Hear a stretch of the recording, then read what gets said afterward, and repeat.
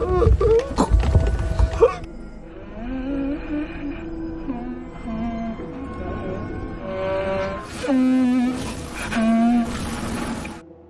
sebuah gudang peralatan, Asuka, seorang karyawan, mendapat perintah dari atasannya untuk membereskan barang-barang di sana. Tak lama kemudian, muncul Komori, rekan kerjanya yang baru tiba di kantor. Secara tak sengaja, Komori menemukan sebuah amplop putih yang mencurigakan. Amplop itu terlihat lusuh dan mengundang rasa penasaran, tampak seperti kiriman dari seorang pendengar radio. Stasiun radio tersebut dulunya merupakan salah satu stasiun radio yang terbesar di Jepang. Stasiun itu terkenal dengan program yang mengajak pendengar berbagi cerita dan pengalaman melalui surat yang kemudian dibacakan oleh penyiar. Namun, kali ini isi amplop itu berbeda.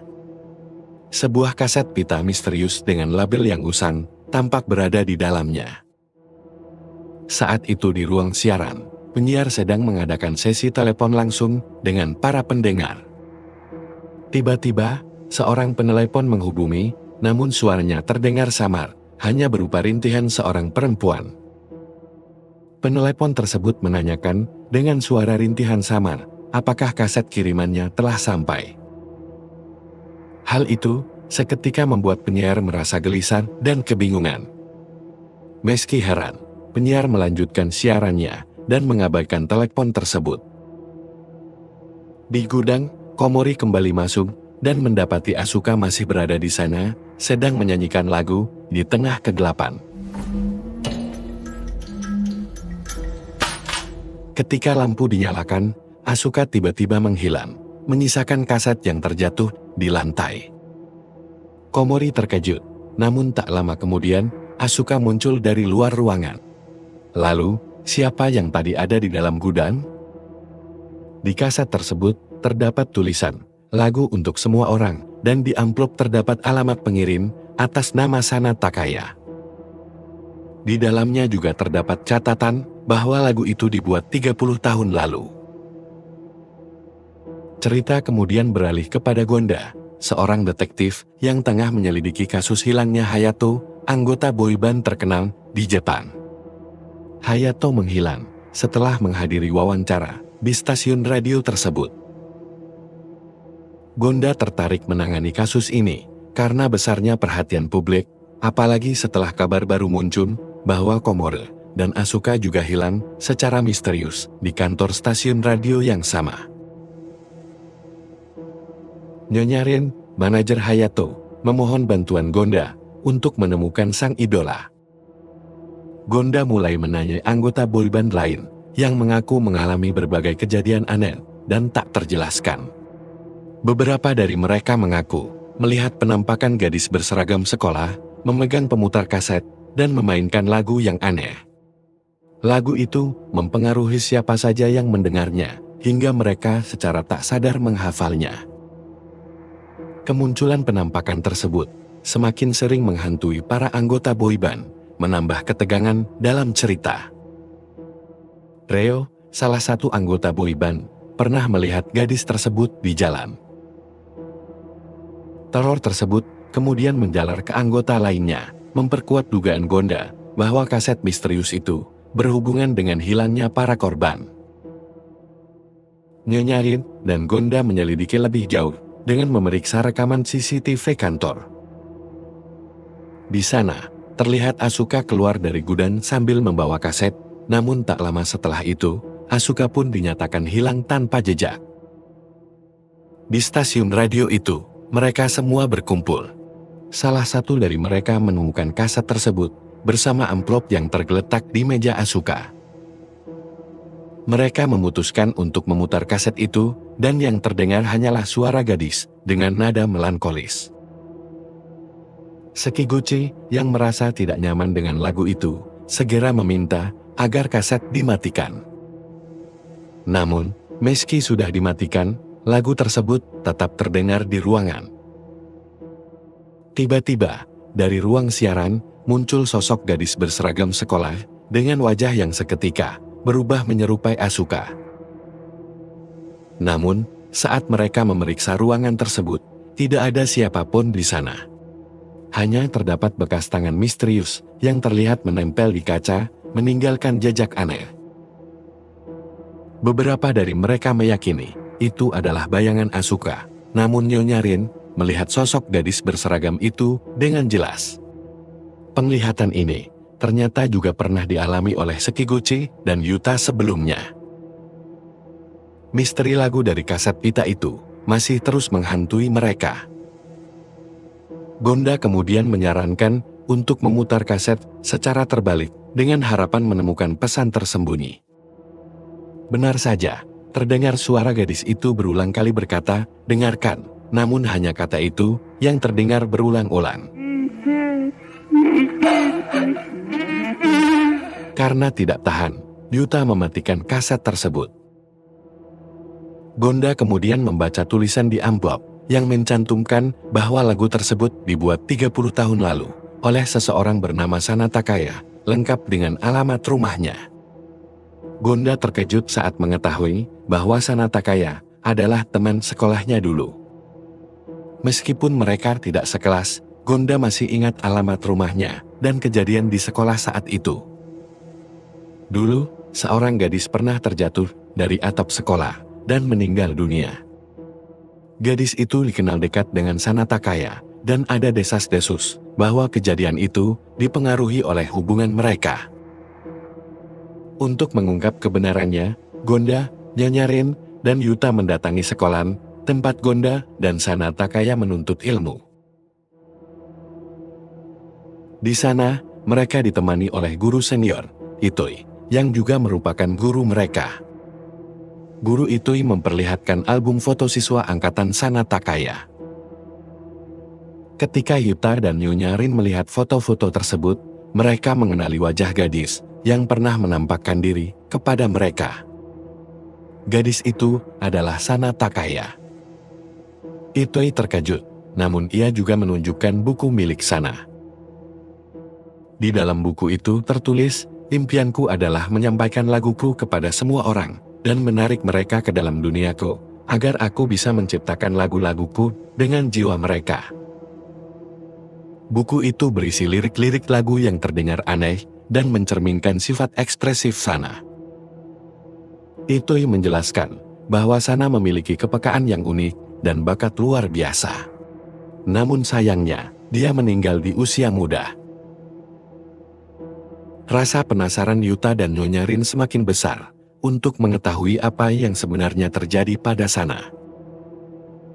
Kilas balik ke kisah Sana Takaya, seorang siswa dengan kepekaan yang unik dan kecerdasan luar biasa. Suatu hari, guru Itoi melihat perubahan sikap Sana. Wajahnya tampak murung dan tidak bersemangat seperti biasanya. Itoi mendekati Sana untuk mencari tahu apa yang terjadi.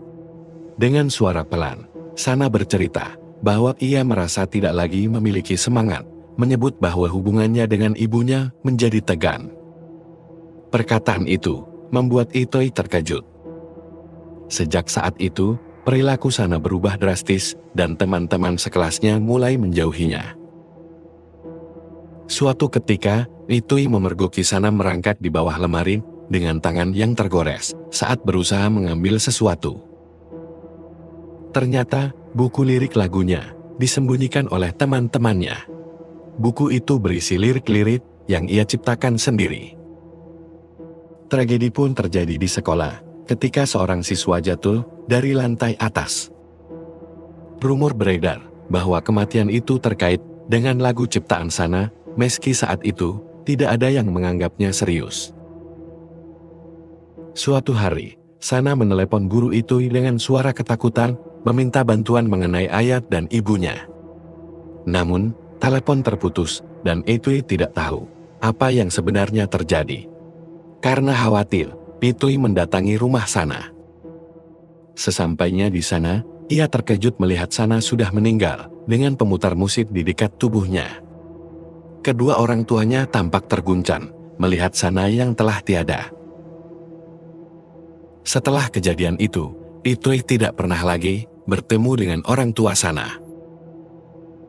Penyelidikan Gonda menemui jalan buntu hingga ia memutuskan untuk memutar kaset itu sampai selesai. Di ujung rekaman, terdengar suara Sana berbicara, meski terpotong-potong. Lalu muncul suara samar, yang terdengar seperti jeritan.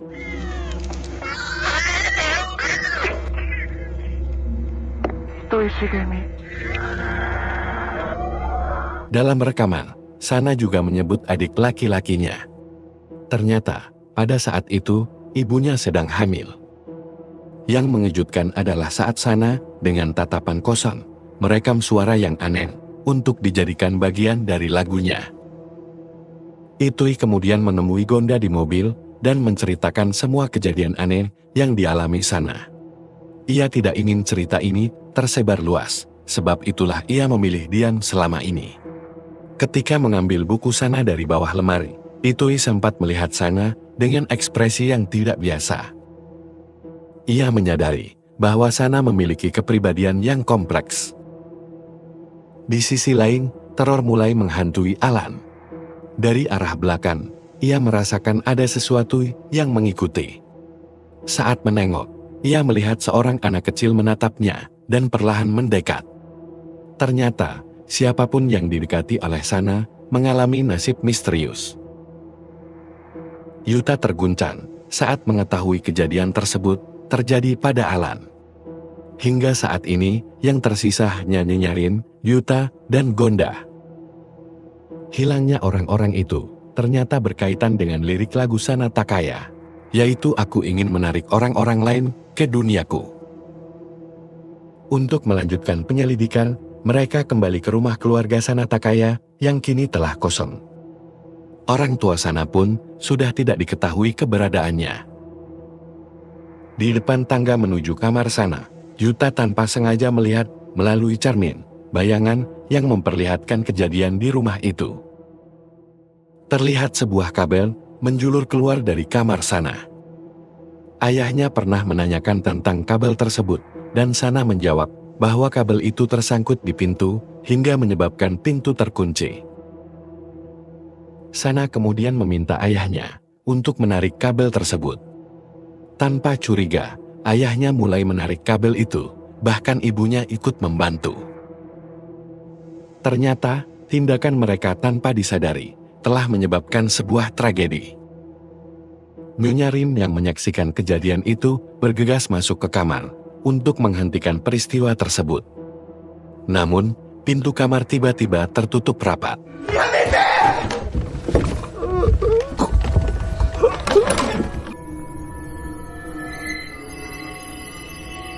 Tak lama kemudian, pintu itu kembali terbuka, dan terlihat bayangan tubuh seseorang, yang ternyata adalah arwah Sana Takaya. Sana muncul dengan seragam sekolah, membawa pemutar kaset rekaman, yang tergantung di lehernya.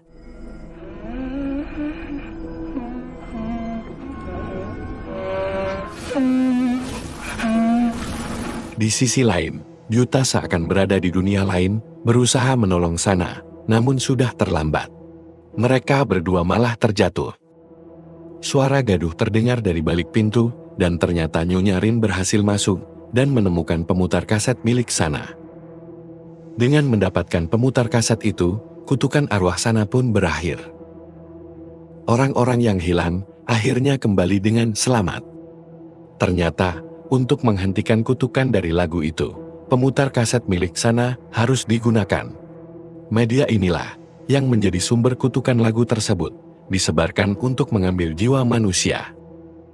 Untungnya, Nyonya Yen, Gonda, dan Yuta berhasil menghentikan kutukan ini, sebelum menyebar lebih luas, dan memakan lebih banyak korban.